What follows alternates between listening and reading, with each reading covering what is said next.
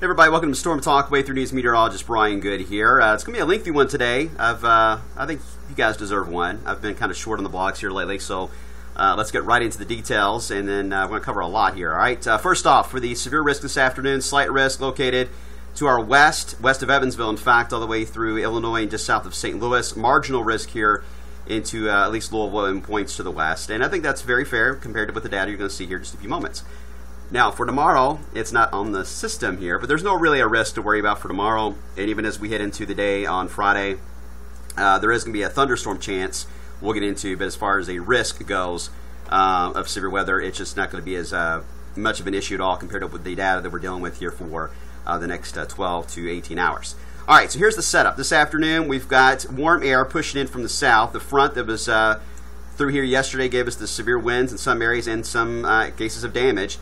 It is now beginning to get pushed back to the north again, and we're seeing that taking place. Now, when you push warm air north, you can actually break up enough of the atmosphere to get some clearing, and we're starting to see the cumulus clouds begin to bubble up now near Bowling Green. And you'll see in the model down in a second, more than likely we're going to see some downpours develop here, some thunderstorms. A few of these could be locally strong. I wouldn't rod a warning with those. Little drift north and east. All right, now I don't know how far north they're going to get before they fall apart, but our southern counties need to be on alert this afternoon for the potential for an isolated strong storm that could move through. We'll be watching that. Otherwise, here's the setup. The main area of low pressure itself that is allowing for this push upward is located just south of Kansas City. It is going to track just north of Indianapolis while you sleep tonight. On the south edge of that is where we have a typical warm sector like you would see in the springtime. We talk about severe storm setups.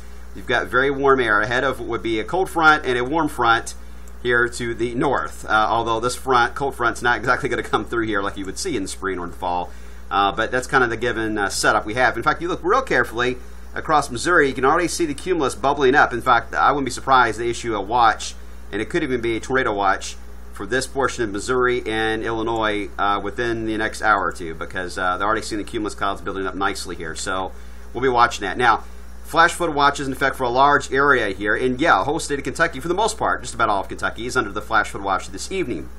The reason why is not so much we're expecting a lot of heavy rain all over the place, it's the idea that our ground is so saturated that any given spot or any given county, we have guidance. We have models that give us an idea of how much can this particular county hold when it comes to rain before they begin to flood.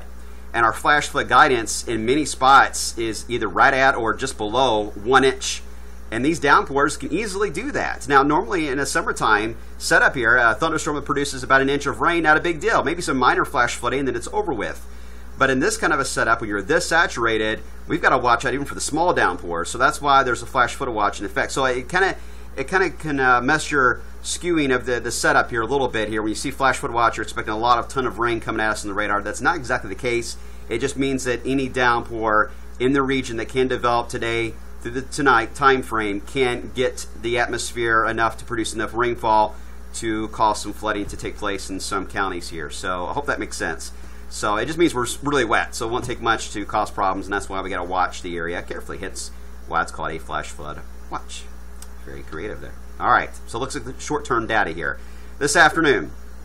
All right, now the RRR is not too excited about any pop-ups developing here once the sun comes out in our southern counties, but I stress that I would not rule it out.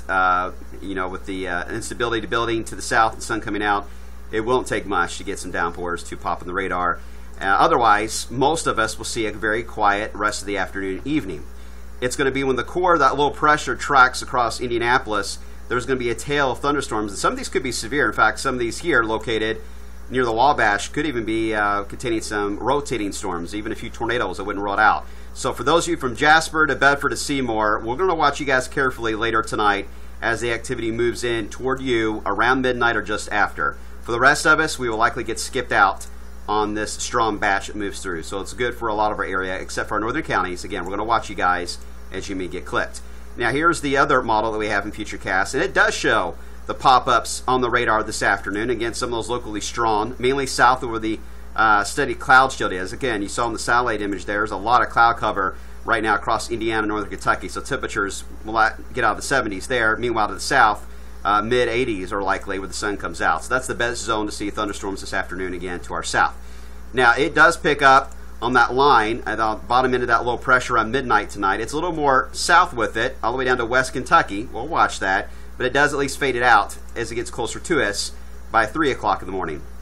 I still think, though, the threat is going to be west of 65 and north of 64. That is the area that's, if there's any severe weather tonight and overnight, that is the area that will have the highest risk for such.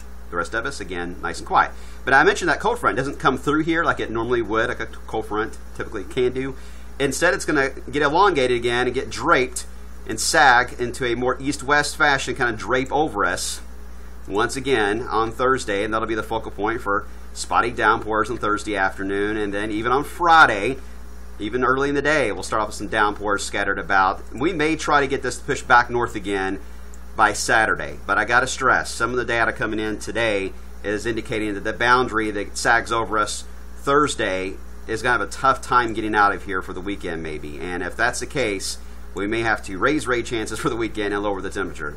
Not willing to do all that just yet, because we're still getting some data that would support the strong push of warm air to allow that front and that boundary to get out of our area for at least a little while for the weekend to enjoy some nice sunshine and hot weather. But we'll see how that plays out. Again, it's just a change we're monitoring. All right, as far as the severe potential for this afternoon and tonight, here is the look at the winds around midnight tonight. I mean, very impressive winds. I mean, these by all means are strong enough for severe weather to take place. But here's the difference. Here's the instability this afternoon. This is why I think pop-ups are likely. Instability, the Capes. It's hard to read this map, but here's Louisville right here. Most activity across southern Kentucky. That's why you can get some strong winds, if not some large hail in some cases, and yeah, potential for a few warnings to be issued to the south.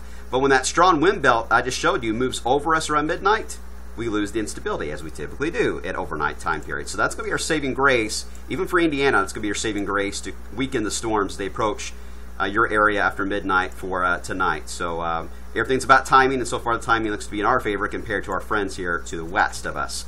When it comes to the ability to have storms rotate or your tornado potential, here's the EHI. By all means, your tornado potential is going to be very high here.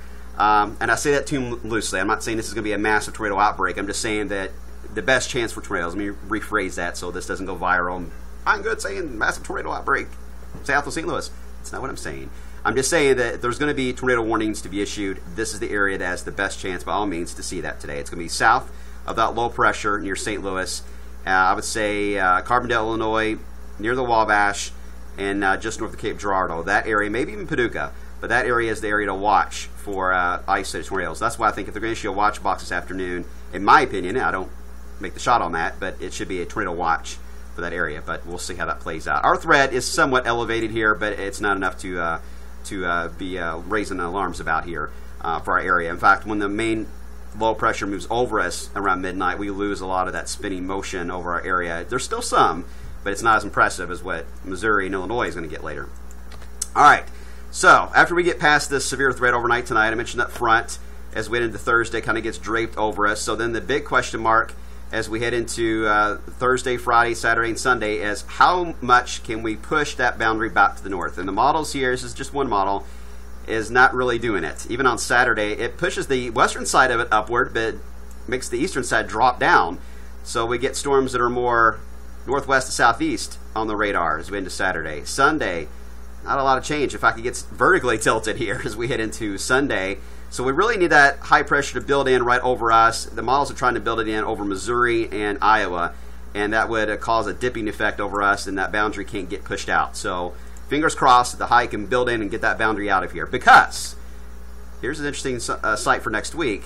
We get an area of low pressure to drop down with rain, thunderstorms, lots of clouds starting Tuesday. In fact, the models are showing how we got the edge of the heat wave here this weekend, and that's why I mentioned before that the high is trying to build more west than it is over us. But look what happens when that low drops down Monday night into Tuesday and Wednesday, and it's going to become sort of a cutoff low. This is wild to see in January. I mean, we get cutoff low pressures due to tropical systems this time of year, but not coming in from Canada. And this one's going to keep dropping all the way down, looks like, to Alabama and Mississippi. And this would create some cool weather. We could easily get a day in the 70s, likely cloud and rain-induced. That doesn't sound nice. But at least it doesn't look like 90s for a brief period. Real quick, El Nino. A lot of talk on this. El Nino right now is at 0.9.